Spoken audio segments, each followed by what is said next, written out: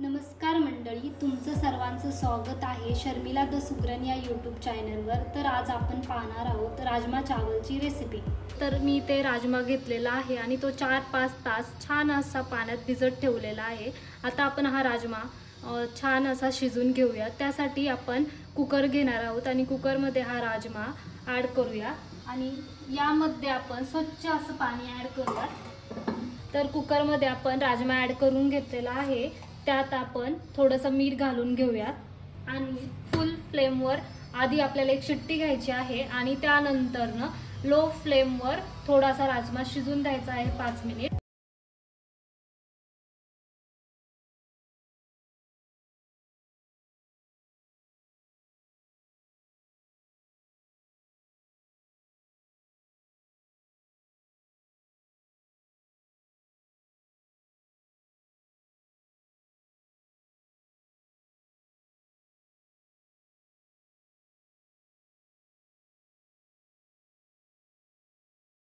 मी इथे एक पॅन घेतलेला आहे आणि त्यात तेल ॲड केलेलं आहे आणि तेल आपलं छान असं गरम झालेलं आहे।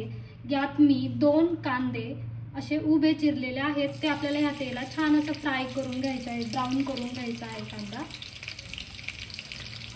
मी आता कांदा ॲड केलेला आहे। आता आपल्याला हा गोल्डन ब्राऊन होईपर्यंत छान असा फ्राय करून घ्यायचा आहे।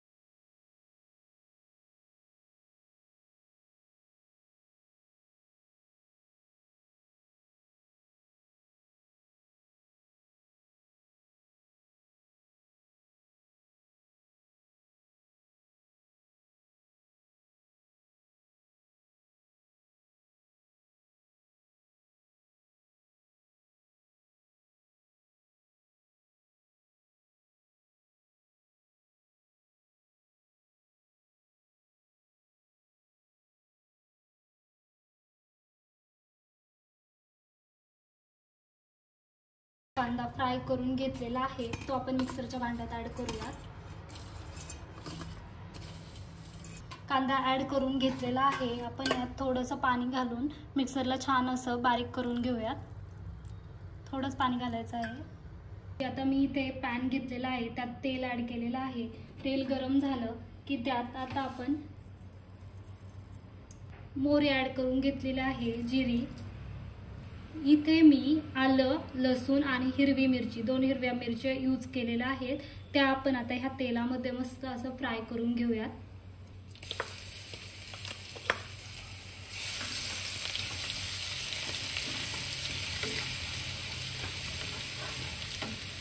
इथे मी एवढी हळद ॲड करून घेत आहे। 5 मिनिटं छान असं परतून घ्या। इथे मी 3 टोमॅटोची प्युरी केलेली आहे, ती छान असं यात परतून घ्यायची आहे।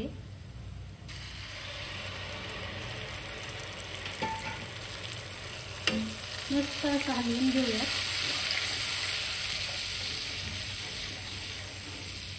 तर या ठिकाणी मी 2 चमचे लाल तिखट ॲड करत आहे, गरम मसाला, धने पावडर आणि 1 चमचा कांदा लसूण मसाला अजून थोडासा ॲड करून घेऊयात। असं मस्त तेल सुटतपर्यंत असं शिजवून घ्यायचं आहे।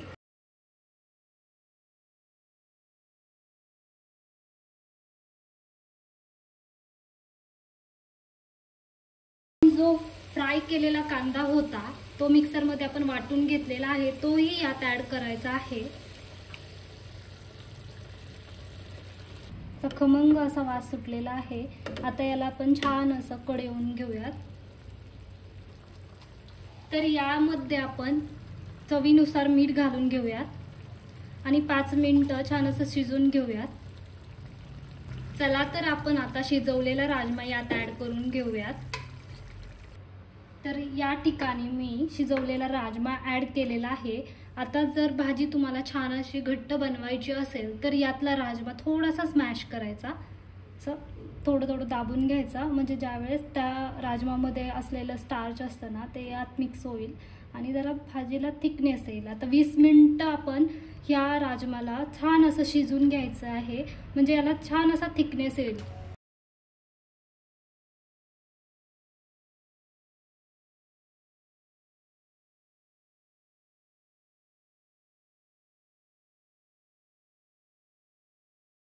आपण छान असं झाकण ठेवून 20 मिनिटं आपल्याला छान असं शिजून घ्यायचं आहे.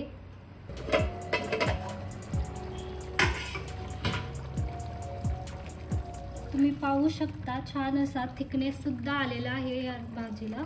आता आपण यात कोथिंबीर ऍड करून घेऊयात.